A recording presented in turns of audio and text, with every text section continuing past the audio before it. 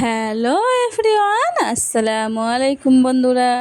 দূরে এবং কাছে, দেশ বা দেশের বাইরে থেকে যে যেখান থেকে বসে আমার এই আজকের ভিডিওটি দেখছো, আশা করি আল্লাহ তাআলার অশেষ রহমতে তোমরা সবাই সুস্থ আছো, ভালো আছো, নিরাপদে আছো। আলহামদুলিল্লাহ, আমরাও খুব ভালো আছি। আমার চ্যানেল ডেলি লাইফস্টাইল ব্লগে তোমাদের সবাইকে স্বাগত জানিয়ে আজকের ভিডিওটি শুরু করছি। আশা করি তোমাদের একটু হলেও ভালো লাগবে। তা ভিডিওটি না টেনে পুরোটা দেখার অনুরোধ রইল। আর ভিডিওর শুরুতে অবশ্যই কিন্তু একটা লাইক দিয়ে ভিডিওটি কন্টিনিউ করবে।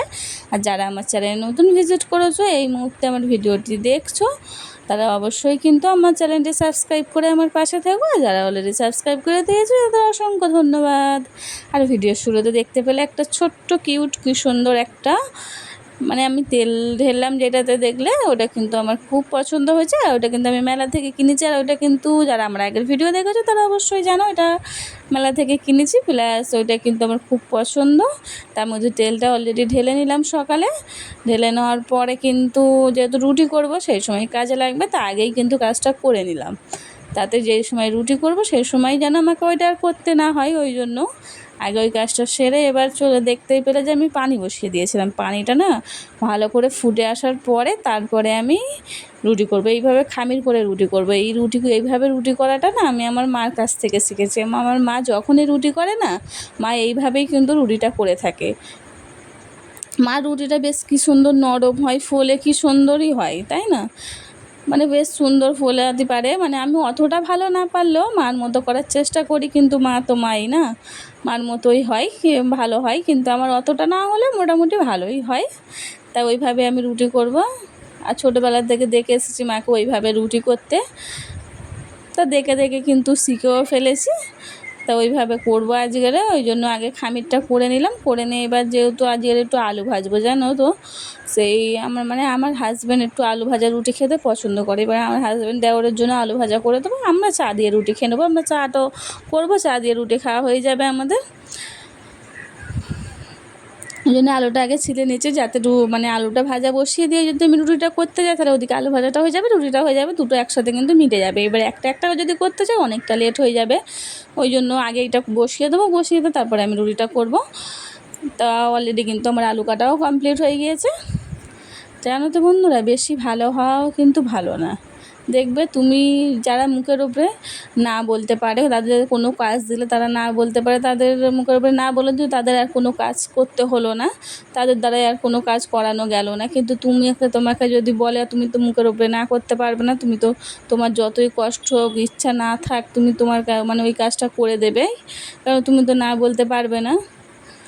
তা ওই কাজটা করে দেবে। এবার ওই তোমার কষ্টটা না বুঝে তুমি কিন্তু কাজটা করে দিলে, পরবর্তীতে যখন তুমি কাজটা করতে যখন তুমি কাজটা করবে না, কোনো কাজ যেন করলে না, তখন কিন্তু তুমি যেই কষ্টের সময়ও তুমি অন্যের কথা ভাবে ওই কাজটা করে দিয়েছিলে, ওইটা কিন্তু তখন আর কেউ মনে করবে না। এখন যে তুমি এই কাজটা করতে পারলে না, ওইটাই কিন্তু মনে থাকবে তাদের।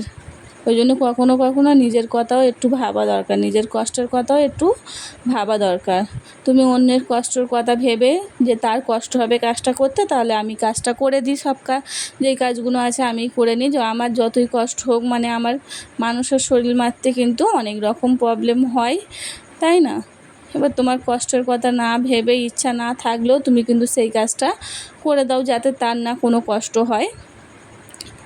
কিন্তু অন্যজন কি তোমার এই কষ্টটা দেখবে না, তখনই মনটা খারাপ হয়ে যায় যে আমি এত কষ্ট করলুম বা এত করে দিলাম, কিন্তু আমার কষ্টের সময় আমি পেলাম না, তাই না? ওই জন্য বেশি ভালো হওয়া না ভালো না, বিশেষ করে এই সময়।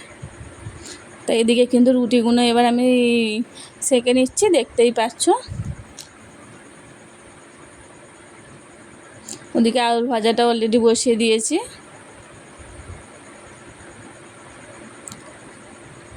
আলু ভাজা হবে, এদিকে আমি রুটিটাও করে নেব। আর চা তো করবো, আর চা তো করতে হবে, চা ছাড়া তো আমাদের চলেই না, বিশেষ করে সকালের টাইমটা। তা বলে এই নয় যে আমি খারাপ হতে বলছি না, কিন্তু কখনো কখনো না নিজের কষ্টের সময় একটু নিজের কষ্টের কথা একটু ভাবতে হয়, এটাই বলতে চাইলাম, আর কিছু না। তাই এদিকে রুটিটাও করতেছি আর ওদিকে আলু ভাজাটা করতে চলে দেখলে। আর এইটা না বেশ আমার খুব ভালো লেগেছে, এই তেল ঢালারটা আমার তো বেশ ভালো লাগছে দেখে, ওই জন্য বারবার তোমাদেরকেও বলছি।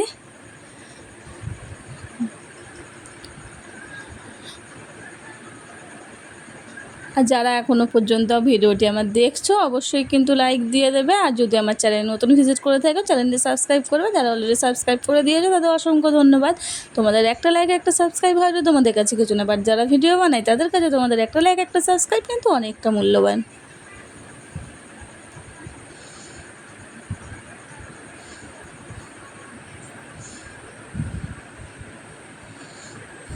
আর রুটিগুলো না এইভাবে রুটি করলে কিন্তু বেশ নরম হয়, জানো তো,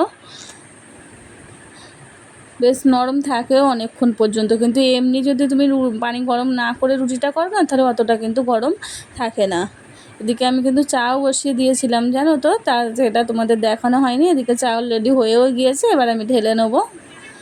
আর এদিকে কিন্তু রুটি করাও কমপ্লিট হয়ে গিয়েছে, তো এবার চাটা ঢেলে নিই।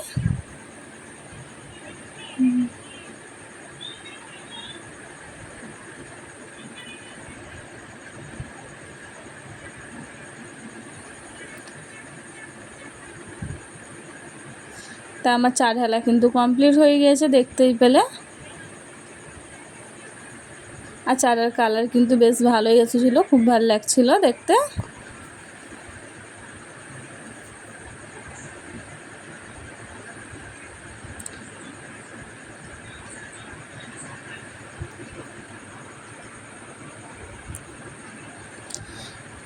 এদিকে আমাদের সকালের ব্রেকফাস্ট কিন্তু রেডি, রুটি আলু ভাজা আর চা, এটা দিয়েই কিন্তু আমরা সকালের ব্রেকফাস্টটা করব। দেখা হচ্ছে পরবর্তী ভিডিওয়ে। সুস্থ থাকবে, ভালো থাকবে, আল্লাহ।